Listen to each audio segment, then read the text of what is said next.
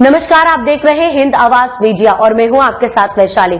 आइए रुक करते हैं आज की खास खबर पर। नाबालिग के साथ दुष्कर्म के मामले में कोर्ट के आदेश पर मुकदमा हुआ दर्ज।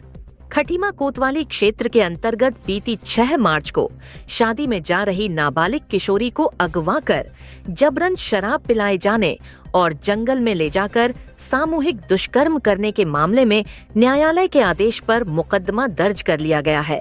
खटीमा कोतवाली क्षेत्र निवासी महिला ने शिकायत पत्र के माध्यम से बताया कि वह 6 मार्च की शाम अपनी नाबालिग बेटी के साथ एक शादी में जा रही थी। दोनों आगे पीछे चल रही थीं। रात करीब 8 बजे बेटी अचानक गायब हो गई। काफी खोजबीन की लेकिन वह नहीं मिली, जिसके बाद 8 मार्च को बनबसा जंगल के भीतर सड़क किनारे उसकी बेटी बेहोशी की हालत में मिली। होश में आने पर उसने बताया कि घटना वाली रात चक्करपुर निवासी जतिन जोशी, खट्टीमा निवासी उपेंद्र, मनीष राणा और आकाश ने उसका अपहरण कर लिया था। उसे जबरदस्ती शराब पिलाई गई। चारों उसे बनबसा जंगल में लाए और 2 दिन तक उसके साथ सामूहिक दुष्कर्म किया। इसके बाद मरा समझकर उसे जंगल में ही फेंक गए। पीड़िता की मां का आरोप है कि उन्हें लगातार धमकी मिल रही है। उन्होंने पुलिस को तहरीर दी लेकिन कोई कार्यवाही नहीं हुई। इसके बाद उन्होंने कोर्ट में शिकायती पत्र दिया। इसके उपरांत न्यायालय के आदेश पर नाबालिग के साथ दुष्कर्म के मामले में झनकैया थाने में 4 लोगों के विरुद्ध रिपोर्ट दर्ज कर ली गई है। साथ ही थानाध्यक्ष को भी शीघ्र घटना के खुलासे के निर्देश दिए गए हैं। वहीं इस पूरे मामले में पुलिस अधिकारी मीडिया के सवालों से बचते नजर आ रहे हैं। उसका गैंग रेप किया गया। वो जब हम विक्की सामंत की शादी में जा रहे थे तो आज आगे से अचानक वो गायब हो गई। तो मैंने 3 दिन तक ढूंढा। मैंने काफ़ी मदद मांगी। मैं थाने भी गई कि मेरी बेटी गायब हो गई है, तो उन्होंने बोला कि आ जाएगी। तो तीसरे दिन मेरी बेटी आई तो उसने बताया कि जतिन जोशी मुझे ज़बरदस्ती लेके गया यहाँ से, और वहाँ जाके उसने अपने दोस्तों को बुलाया, मनीष राणा, उपेंद्र और आकाश। इन चारों ने मिलकर उसका बलात्कार किया और उसको दारू भी पिलाई और उसको नशा करवाया 3 दिन तक लगातार। और मैंने काफ़ी 1.5 महीने से मैं इधर उधर गई। मैं कोर्ट में गई, वहाँ से अब क्या आदेश आया है कि उनको क्या कार्रवाई की जाए, लेकिन कोई कार्रवाई नहीं हो रही है। प्रशासन से ये रिक्वेस्ट करती हूँ कि उन चारों को गिरफ्तार किया जाए और मुझे न्याय दिया जाए। मैं यहाँ भुवन कापड़ी जी के पास भी गई, रोई, बहुत रोई। उन्होंने कहा आप कोर्ट में जाओ, एक वकील करो और मीडिया को बताओ आप अपनी जो आप परेशान हो। भुवन कापड़ी जी ने मुझे रास्ता दिखाया कि तुम वहाँ जाओ, तुम्हारी मदद होगी, क्या कहते हैं, तुम्हारी सुनवाई होगी।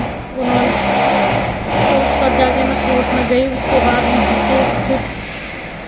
मैंने वहाँ से केस किया तो यहाँ पर अब आदेश आया है, तो उसके बावजूद ये लोग अब उनको गिरफ्तार नहीं कर रहे हैं।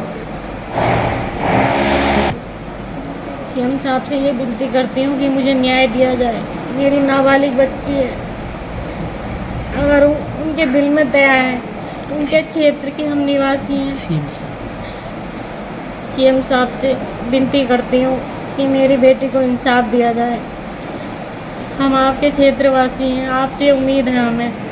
आपसे विनती करती हूँ, मेरी नाबालिग बच्ची की ज़िंदगी बर्बाद हो गई।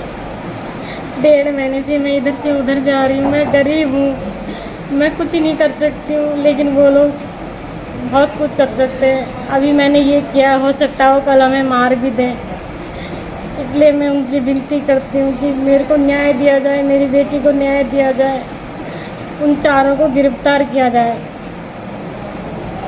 उनको न्याय दिलाया जाए। क्योंकि सीएम साहब हमारे बहुत लाखों में एक आदमी है। आज तक हमने कभी उनके प्रति कुछ गलत नहीं सुना, क्योंकि उन्होंने आज तक सब कुछ अच्छा किया है, सबके लिए सही किया है।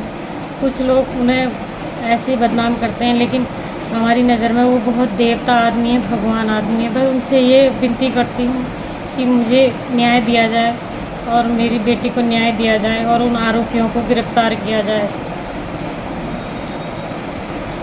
उन चारों के नाम है जतिन जोशी, उपेंद्र, मनीष राणा और आकाश, ये चारों खुलेआम घूम रहे हैं। इनको गिरफ्तार किया जाए। सीएम साहब से विनती है मेरी, आपकी बेटी जैसी हूँ मैं, मेरी बेटी भी नाबालिग है।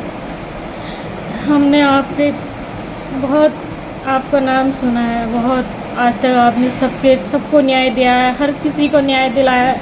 आज आप मुझे भी न्याय दिलाएंगे। आपसे विनती करती हूँ, आप मिनटों में हम जैसे लोग आपसे कहाँ मिल पाते हैं, लेकिन मैं इसी थ्रू में आपसे निवेदन कर रही हूँ कि मेरी बेटी को न्याय को गंभीरता से लेना चाहिए। एक व्यक्ति को कोर्ट जाने तक अगर मजबूर होना पड़ रहा है तो ये जो है कि वाकई दुखद है और हम आगे कहेंगे कि जल्द से जल्द इसमें आगे कार्रवाई की, इसमें बातचीत करेंगे और जो भी इसमें आगे कार्रवाई है उचित कार्रवाई करवाने के लिए जो है गृह थाने को और सी से बात करेंगे।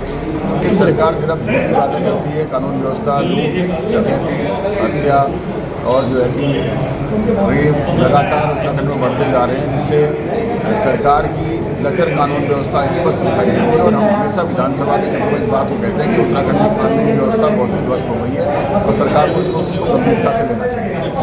अब तक के लिए इतना ही। वीडियो को लाइक और शेयर करें और चैनल को सब्सक्राइब करें।